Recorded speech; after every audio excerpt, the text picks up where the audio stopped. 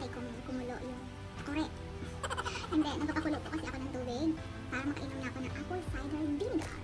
Yes, umiinom po ako ng every morning bago ako magkape or mag-Milo. 15 minutes or 20 minutes before ako magkape or mag-Milo. Nag-apple cider muna ako. So yan, pasensya na kung may muta pa ako. So ngayong araw, time na naman para i-adjust yung ngipin ko. Dental cleaning ko ngayon and dental adjustment. Tama.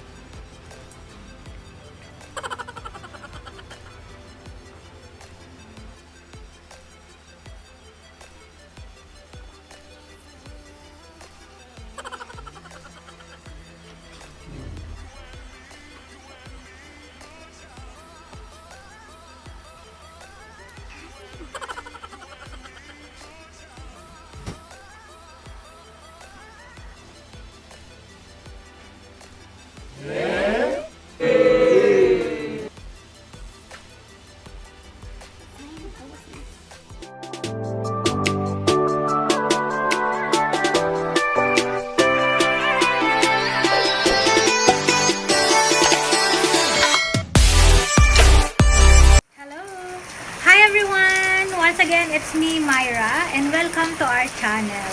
So for today, pupunta po ako sa FCIE para sa dental appointment ko. So kung gusto mo kong samahan, of course, you can join and happy watching. So I wish all of you everyone have a nice day. So ang lakas-lakas po ng ulan dito. And yeah, ganun talaga. Alis pa rin ako kasi ngayon nga yung appointment ko. So ayan, huwag pong kalilimutang magsuot ng face mask kapag lalabas kayo. So ito po yung face mask ko. Kaya, I'm ready to go!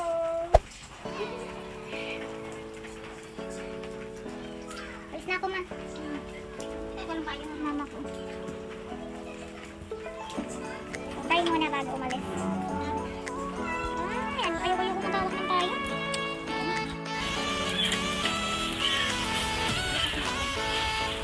Payong po ako. Kasi ang lakas po ng ulan.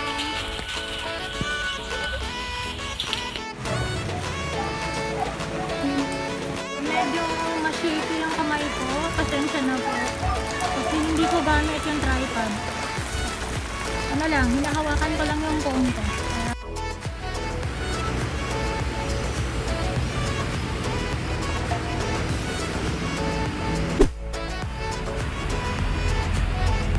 I'm here now. Ang bulas ng hagdan, grabe.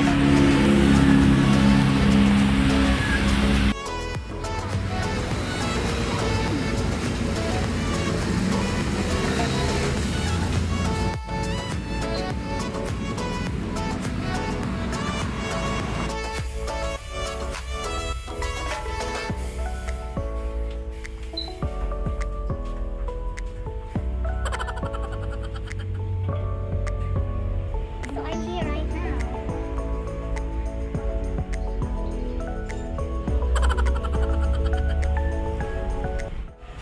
So ayan, nandito po ako, nag-aantay. So maya-maya, matatapos na rin yung dental adjustment ko. Masakit na naman ang ngipin ko. So bawal po tanggalin yung face mask hanggang wala pa yung doktor. Kasi kailangan pa nilang magsuot ng PPE also bago po tanggalin to. For the safety of everyone. So ayan, tatapos ko lang ma-sprayhan ng disinfectant. Hey everyone! So I'm back. Nandito na po ako ngayon sa bahay at ready na akong i-share sa inyo sa mga nag-aantay kung ano na ang update ko about sa brace journey ko. So ngayon, ang nangyari ay natapos na yung araw ko. Salamat, natapos na yung dental appointment ko. And I'm so happy, ang sarap sa pakiramdam kasi nga ang nangyari ay nilinisan po yung ngipin ko and then inayos yung loose bracket na hindi ko napansin ay natanggal na pala. Siguro kahapon kumain kasi ako ng donut. Ayun. Ngayon, meron akong, ayan, parang papel siya. Dito nakalagay, naka-indicate yung lahat na ng mga nangyayari nangyayari talaga. Kung copy ko to, nakalagay dito kung magkano na lang yung balance ko na babayaran every month, nakalagay dito kung magkano yung binigay ko every month, kung ano yung additional na binayaran, katulad ng kapag nagpalinis ka and then inayos yung bracket mo, additional payment yon. Hindi yun included sa total price ng brace. So, ayan. Ito yung una. Wait lang ha. Ito yung una. Ayan. Puno na siya. Pangalawa. Ayan. Puno na rin siya. And pangatlo, ito. Kakaumpisa ko pa lang nung pangatlong page. So, binigay niya to sa akin and since nag-start akong magpa-brace. Ngayon, nakalagay dito kung ano ang nangyari ngayong araw na to. So, nakalagay dito yung petsa. Tapos, pang 12 ko nang balik yata. Tama ba? Yun yata ang ibig sabihin nito. Pampu, what are you doing there? Si Pampu. And then, nakalagay dito, COVID online assessment form. Kasi, bago ako pumunta doon, approve ako, gumawa ako ng online appointment. First muna na may approve na pwede akong pumunta, nag-fill up doon. Bawal yung may mga ubo, yung mayroon kang pipill upan. Pag na-approve ka nila, di pwede ka nang pumunta. Kaya pumunta ako kanina. And then, nakalagay dito yung temperature, kasi pag pumasok ka, i-disinfectant ka muna, aapa ka doon sa parang sa may pinto na may amoy Clorox, tapos may mga usok-usok, yun.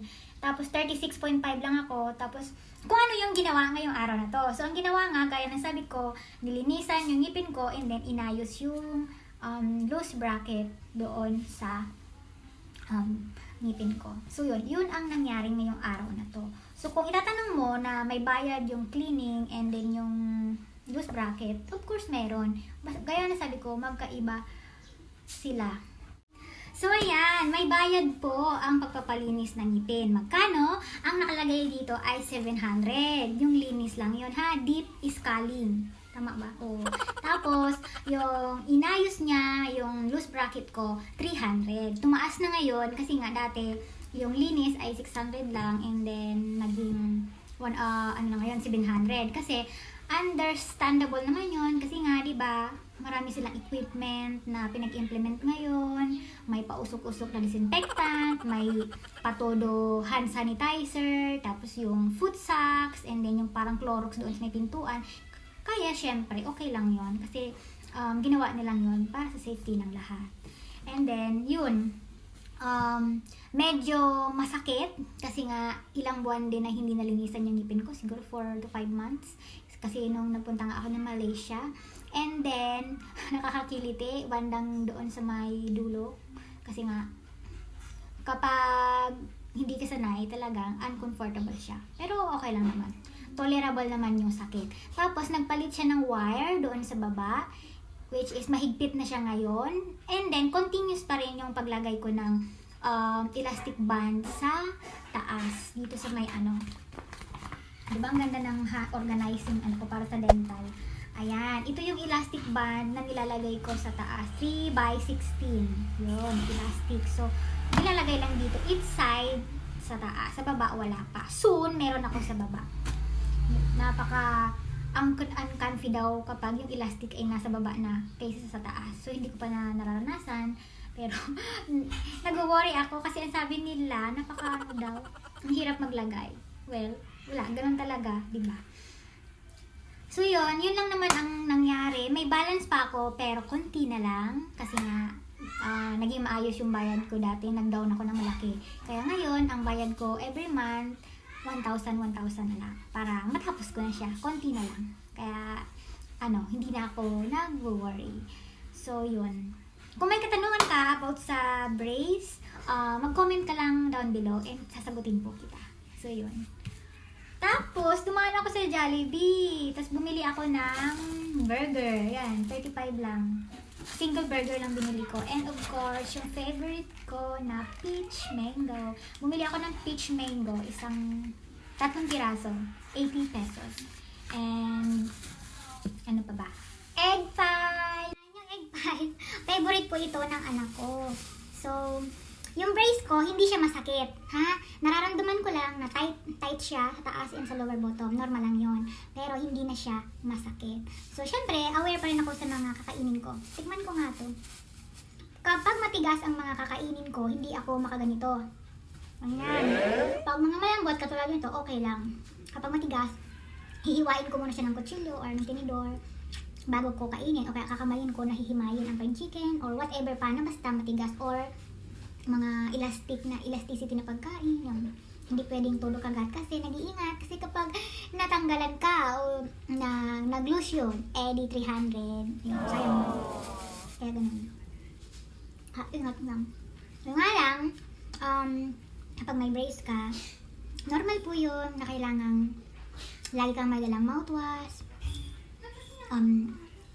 Tawag nun, yung floss, tapos toothbrush, yun, para sanitize yung mouth natin. Kasi, every time na, kahit nasa restaurant ako or kahit saan ako pumunta, lagi akong may dalang pang toothbrush. Kasi, napaka-uncomfortable talaga. Kailangan ko talaga mag-toothbrush kasi lahat ay nagsabit-sabit na sa ngipin ko at sa mga bracket, which is nakakahiya. Kaya kahit kailangan, yun, after mo kumain, toothbrush ka agad. Or, kung nakalimutan mo naman ang toothbrush, minsan nakakalimutan ko, mouthwash, mumog, mouthwash, yun, tapos floss ka na. Harap. Harap ka. Empire. Kita niyo, nagsabit-sabit na yata. Wala pa, hindi pa masyadong halata. Ayan. Ayan na po yung ngipin ko ngayon. Nakatingin ako dito sa screen. Ayan. Ang kulay na napili ko ngayon, tantadan, violet, all violet. Dati laging alternate, ngayon violet. Ayan.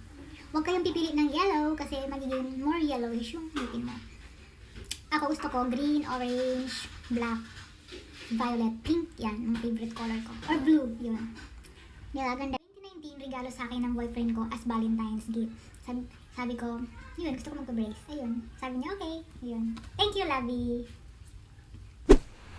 So, ayan. Hanggang dito na lang po yung vlog ko ngayon. Naulan na. So, once again, thank you everyone for watching my vlog. Salamat po sa mga silent viewers at sa mga nag-subscribe sa YouTube channel ko at sa mga patuloy na sumusuporta sa humble, small YouTube channel ko. So, thank you so much po sa inyong lahat. And, see you on my next vlog. Bye-bye! Stay safe, everyone. And always remember, live the life of the fullest, love yourself, be yourself, and be happy always. Bye-bye!